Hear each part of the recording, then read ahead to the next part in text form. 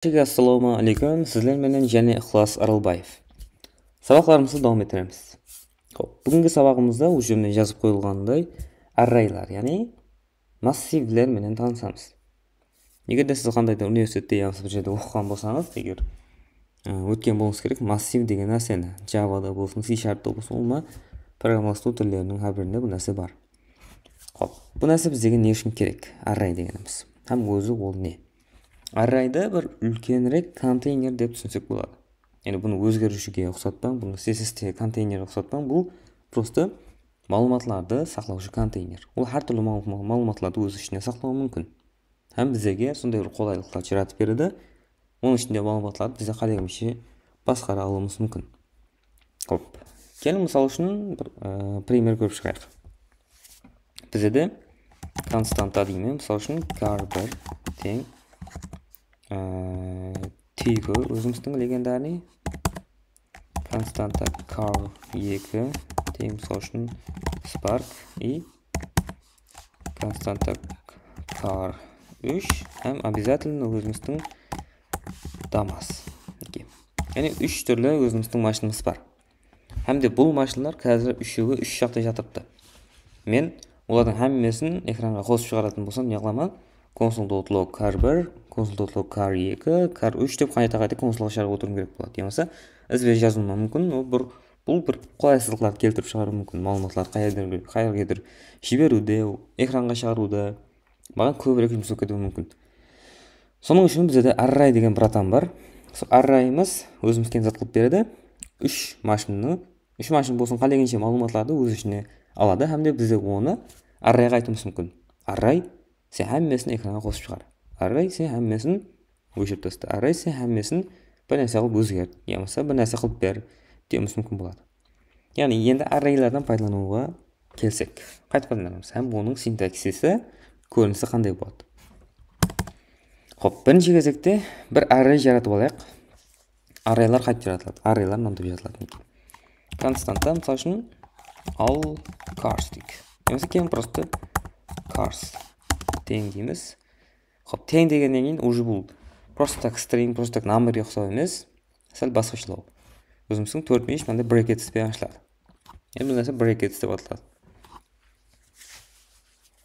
Buni qayerdan istaymiz? Buni yuqorida enter degan joyqasida o'z klaviatura deb qarasangiz o'zi turibdi 4-5 bor. So'ng ishni uni ochuvchi ham yopuvchi bracketlarni berib qo'yamiz. Endi uning ichine bize qalagan turdagi ma'lumot turini kiritishimiz mumkin. Primitiv bo'lsin, non primitiv bo'lsin, hattoki o'zining metodlarini ham o'zining uni qalagan turdagi ma'lumotlarni kiritishimiz mumkin bo'ladi. Metod emas, algoritm uzr. Endi допустим kiritik cars degandan keyin endi misol uchun o'zimizning Nexia Cobalt и misol uchun tani bo'lishi mumkin O'zbekistondagi ajoyib mashinalarimizdan. Xo'p, keyin bo'laveradi qanday bo'lsa ham degan vaqtga yodga tushib qoladi. Xo'p, BMW dik. Endi sotqa ham chiqtiraq. Endi o'zimizning arrayimiz usul ko'rinishda bo'ladiki, ham bu bizga ne uchun kerak ekanini aytib o'tdim, bizga qulaylik yaratib beradi. Qanday qulaylik? Buna to'g'risida bizga qanday qulaylik yaratib berishi mumkin? Birinchi кезекте keling arrayimizni konsolga chiqarib qo'yaylik. Cars deyman. Arrayga konsolga chiqdik, qaraydigan bo'lsak, o'sha mendagi yozib qo'ydi. 3 element bor deb aytibdi. Ham uning pozitsiyalari o'tgan savolda aytganimdek, pozitsiyalar indekslar bizda 0 dan boshlanadi. Nexia 0-indeksda, Cobalt 1-indeksda, 2-indeksda bilan o'tiribdi, ham so'ngsa ketaveradi aslari. Ham bu yerda length degan properties bor. U bizga 3 deb ko'rsatib turibdi. Ya'ni bizning rastam arrayimizning ichida 3 elementimiz bor. 3 stringimiz bor. Endi ma'lumot turlari degan temani o'tgan vaqtimizda sizlarga aytdim. String, number, boolean, null, undefined, object, array degan ma'lumot turlari bor. Ham ular primitiv ham reference bo'lib bo'linadi. Endi bizlar arrayning ichine жаңа aytganimdek primitivni ham, referensni ham, boshqasini ham har qanday kiritish mumkin bo'ladi. Misol uchun BMW degandan keyin kelib turib 12 дейтін болсам, міне аспаннан түскендей, bu жақта 12 пайда болады. Яғни JavaScript-тің ең қолайлы зор тәліптерінің бірі сода. Көп тілдерде болуы мүмкін, енді білмедім. JavaScript-тің өзі сәл босылау тіл. Яғни ондай строгий режимдегі емес мағлұматларды. Мысалы үшін, bu жаққа тико деп болғаннан кейін өткен сабақта айтқанымдай, әрбірде егер let болатын болса, numberге hem booleangге hem алмастырып қою мүмкін. Яғни JavaScript сәл сондай бөшілеу тіл, бөшайын. Строгий емес. Енді яғни бұл array дегеніміз онша қиын тема емес негізінде, сондай брекеттердің ішіне өзіңіздің керекті мағлұматларды жаратып кете бересің. Сондай алып неге. Тапсын деп алды. Енді кейін осы array'ымыздан ұзақласпаған халда, bu жақтағы нәрсе бізге керек емес.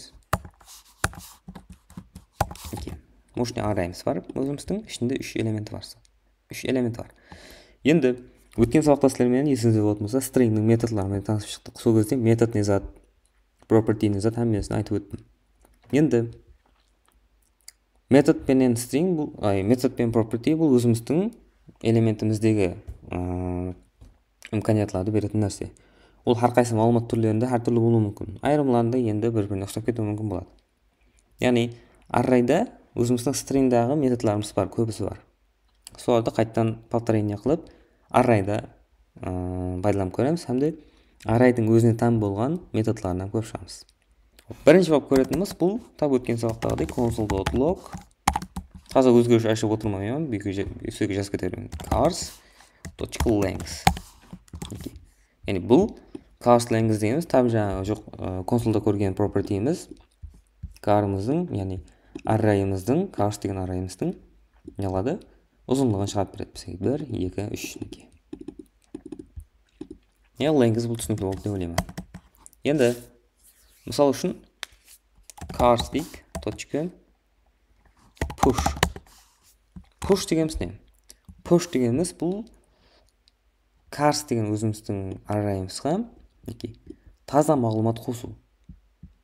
Мағлұмат қосу. Қайғы мағлұмат болуы мүмкін жаңа жоғарыда айтқанымдай. Енді келдік stringменен бастадық, stringмен давам етейік. Bamba дегеннен кейін мысалы үшін merge дейік. Merge осындай жазылатын едік. Merge қыласыз. Енді төменге түсіп, push болғаннан кейін console.log cars дейтін болсақ, ең ізіне merge деген машин қосылады. Яғни төртінші элементім маған қосылып жатыр. Не үшін? Себебі мен carsға .push қылдым. Merge деген өзімнің таза элементімді. Егер де мен консолды carsқа push қылмастан алдын жазатын болса, ол қосылмай тұрып консолға шыққанлығы үшін өткен сабақта алдын бір түсіндіріп өттім сіздерге. JavaScript әрқандай кодлар жоғарыдан басталып төменге қарай оқиды. Бізде яғни тапсыру нәрсе отырды. Яғни жоғарыдан басталып отырды, жаратылды, үшеуі болып, һәм консолға һәм төменге түскен уақытында үшеуі шықты, һәм консолға шығып болғаннан кейін барып carsқа тағы бір элементті push қылып қойғандығы үшін консол уже оны көрмей жатыпты. Сол үшін біздер оны төменірге жазып қоямыз керек болады. Тапсын деп болады. Енді оны не етіп қоямын, комментарияға алып. Хоп, console.log тұра берсін, ол бір мәрте жазсақ болды. Енді cars.pop деген өзіміздің методымыз бар. Яғни бұл не сәт? Бұл өзіміздің жаңағы push'ымыз, бұл ең кейініне merge деген нәрсені қосып береді, яғни кейін. Merge деп. Енді жақтағы өзіміздің pop деген методымыз, бұл ең кейінгі элементті бізден алып тастайды. Мысалы үшін ең кейініне, мысалы үшін BMW дегенді алып тастайды дейтін болсақ, консолға қарайтын болсақ, нет жоқ, өзіміздің BMW-міз жоқ, ең кейіннен тұрған. Яғни бұл pop дегеніміз push'тың как антонимі. Антоним деген, антонимді синониммен меніңше араластырғам жоқ. Да, дұрыс. Яғни терісі. Push бізде қосып беретін болса, pop бізде remove, яғни алып тастайды ол нәрсе. Енді өзіміздің тағы бір методымыз. Хоп, cars дейміз, мысалы үшін unshift. Яғни бұл элементлерді қосып береді жоғарыдан бастап. Яғни push не алып жатыр еді бағана, merge алып тұрып, BMW-дан кейін түсіріп жатыр еді. Егер де мен unshift деп тұрып, мысалы үшін merge дейтін болсам, маған ең төбесінен баслап элементімді қосып береді. Қалған элементлерді де бізде түсіре береді. Яғни бұл push'тың сәл басқашалау варианты unshift. Яғни shift деген жоғары тәрептен деген. Енді cars деймін. Мен азаммен комментарий. Cars деймін, точка, мысалы үшін shift деймін. Уже shift деп жазуым менен Nexia-ны жидау қылды менен. Яғни Nexia-ны алып тастады. Shift деген жоғары тараптан біреуін алып тастайды. Unshift болатын болса, біздің берген элементімізді жоғары тараптан қосып қояды бұған. Басқа ешқандай вау, братан, what's happened дейтін нәрсе жоқ.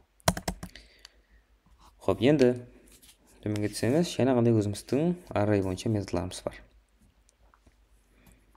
Тап stringдағы методлары бар. Яғни бұлар өткен сабақта stringда жоқ еді, бұл тек қана array'ның өзіне тән болған методлар. Length'дан басқа. Length вообще алғанда property. Енді мысал үшін cars дейді, точка, неден көрсеткен болады. Concat. Concat дегеніміз не? Бұл общий array'ымызға таза array'дағы мәліметтарды қосу. Мысал үшін, допустим, константа тағы бір array жаратайық та. Users деген как адамлардың array'ы. Ішіне мысал үшін Plastic Бахуаттин мысал үшін Мираттиндик Гафа. Енді мысал үшін Carsқа өзіміздің жоғарыда Cars деген array'ымызға users'тағы мәліметтарды ізіне қосып қою мүмкін болады. Оның үшін не аламын? Яғни екеуін бірлестіру үшін Carsқа concat қыламын users'ты.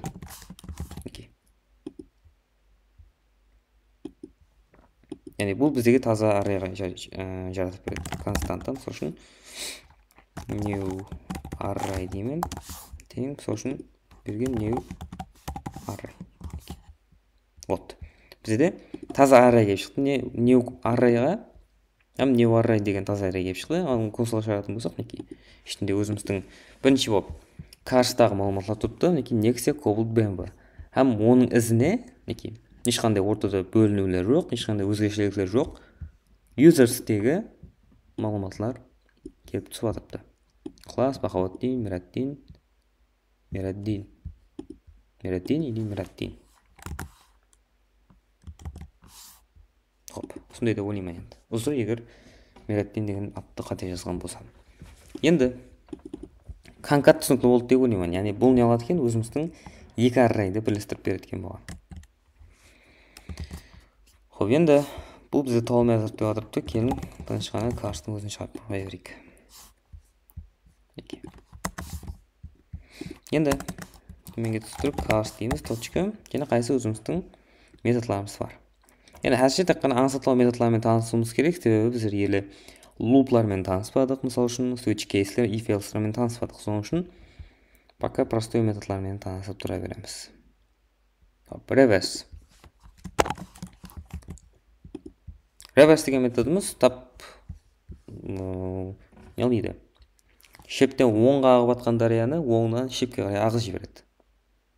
Яғни, Nexia Cobalt Bamba болып тұрып еді.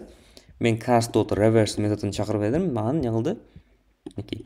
Nexia Cobalt Bamba'ны Bamba Cobalt Nexia'ға алмастырып берді. То есть айландырып берді орын. Теріс айланып кетеді да array'ымыз бұған. Енді cars точка дейміз, find solution. Басқа ондай неміс жоқ екен. Бүгінгі өтетін нелеріміз меніңше болды. Хоп, индекс офымыз бар. Тап сол string'дағыдай, string'нің методына ұқсап кетеді. Мысалы үшін Nexia дейтін болсақ, бұйырдайым.